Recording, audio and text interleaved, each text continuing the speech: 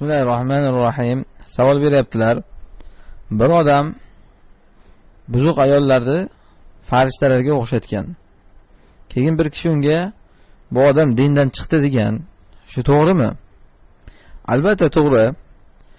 Bu farishtalarni buzuq ayolga o'xshatgan odam kofir bo'ladi. Biz o'zi oldindan bilib olishimiz kerak. Inson dindan chiqishligi faqat qalbida shuni e'tiqod qilishligigagina qaytlanib qolmaydi. Gohida inson qalbida bo'lmasa ham tilidan chiqqan gap bilan ham kofir bo'lib ketaveradi. Qalbida boshqa narsa bo'lib turgan bo'lsa ham.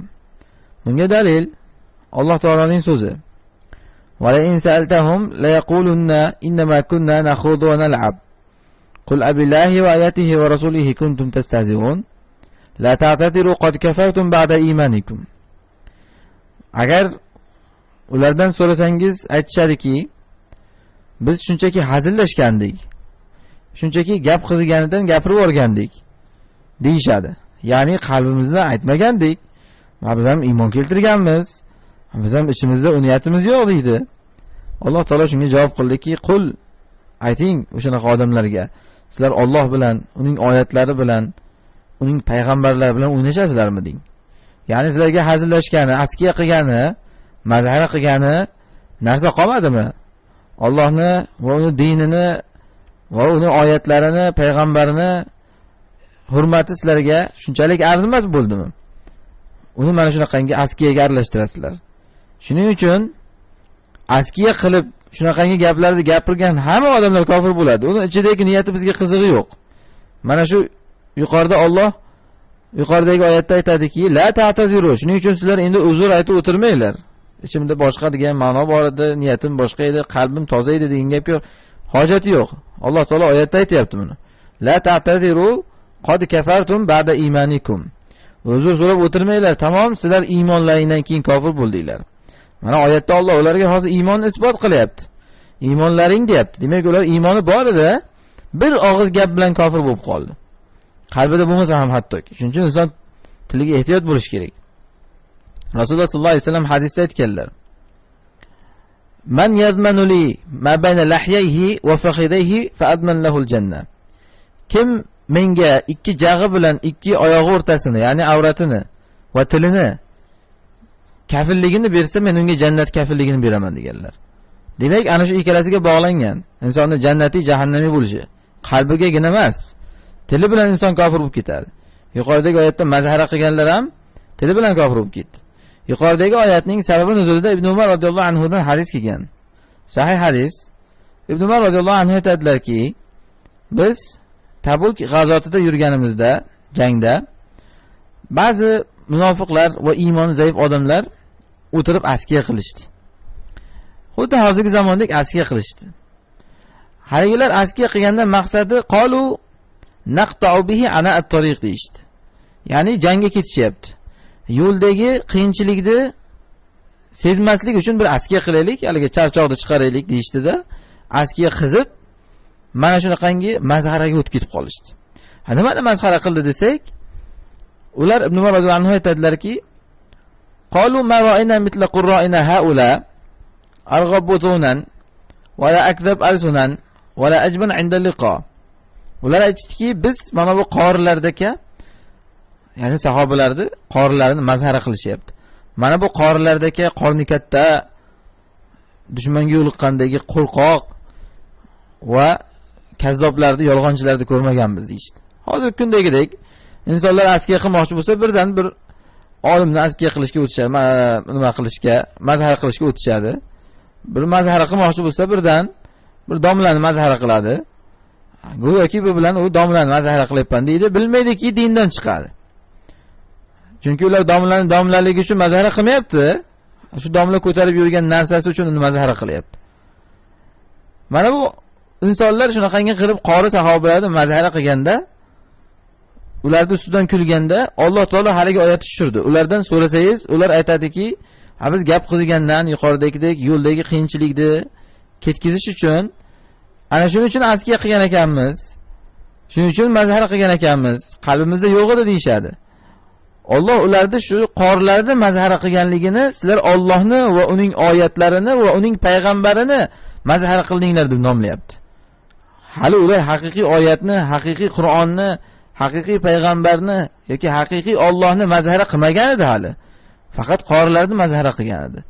Endi qorini mazhara qilish bilan Alloh ularni kofir bo'lding degan bo'lsa, u Qur'onni, sunnatni, dinni mazhar qilish bilan batariqa a'lo bu inson dindan chiqadi.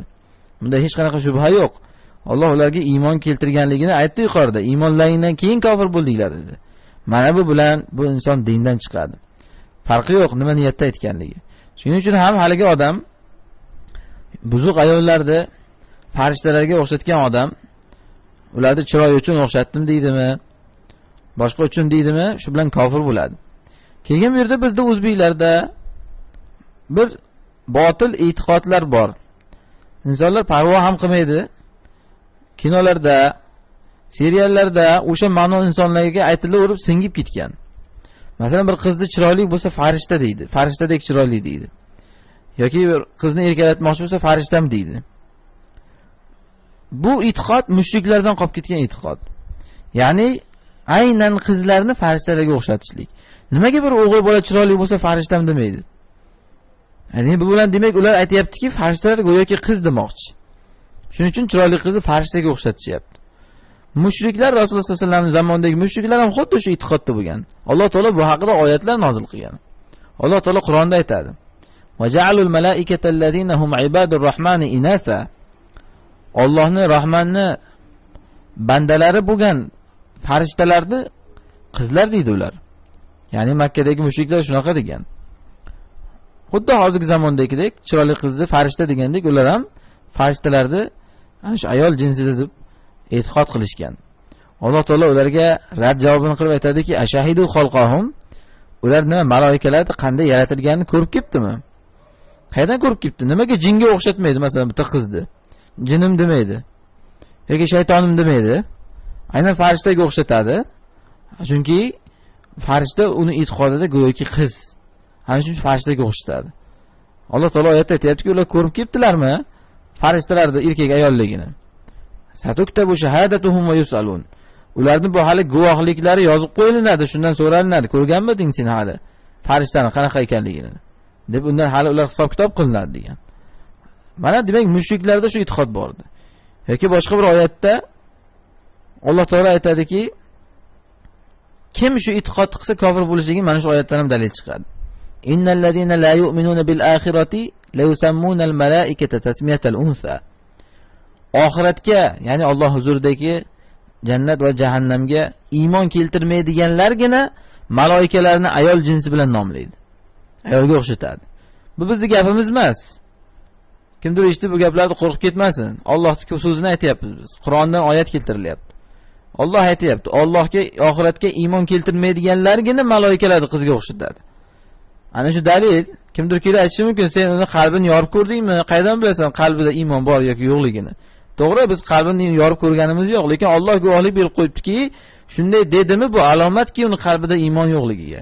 Zarracha Alloh rasulining hurmati yo'qligiga. Bo'lmasam ko'rmagan, bilmagan narsasida nimaga uni qizga o'xshatadi malaikani? Yoki qizni malaikaga o'xshatadi. Shuning uchun bu e'tiqodni bizdan insonlardan yo'qotish kerak. Ya'ni u fohishani malaikaga tenglashtirgani u kufr ustiga kufr u. Fohishani emas, oddiy qizni ham insonga xo'da o'zini qizini ham erkalatib farishtam deb erkalatmasligi kerak. Noto'g'ri e'tiqod bu. Yoki o'zini ayolini erkalatib, yaxshi ko'rganini erkalatib farishtam deb erkalatmasligi kerak. Chiroyliligini uni vasf qilish uchun boshqa narsa qurib ketganmi ya'ni? Uni Allohning yaratgan bir bandalari farishtalarga o'xshatadi. Bu o'sha mushriklardan qolib ketgan e'tiqod. Bizni o'zbeklarda qon-qoniga singib ketgan mana shu kinolar, seriallarda shu narsalarni eshitaverib, go'yoki bu narsa noto'g'ri ham sanalmay qolgan. Rasululloh sallallohu alayhi vasallam hadisda aytadilar. Inson o'zini o'zi to'g'rilab olish kerak, gapirayotgan gaplarni hisob-kitob qilib. Rasululloh sallallohu alayhi vasallam hadisda aytadilarki, "Innar rajula la yatakallamu bi kalimatin min sakhatillah fayahwi bihi fi nari jahannam 70 kharifa." Sahih hadis. Bir odam gohida bir og'iz gapni gapiradi. La yulqilaha balan deganlar. E'tibor ham qilib ko'rmaydi nima deyotganligiga. Aljiravoradi, og'zidan chiqib ketadi. O'sha bilan 70 yillik jahannamni tubiga qulaydi deganlar. Bir og'iz gapi bilan. O'zi hayoliga ham keltirgani yo'q nima deyotganligini. Ana shuning uchun inson og'zidan chiqayotgan gapini o'ylab gapirish kerak. Bu inson hozir kofir bo'lganligida mazhara qilib farishtalarga o'xshatganligi bilan unda shak yo'q, bu inson kofir bo'ladi, dindan chiqadi. Allohu a'lam.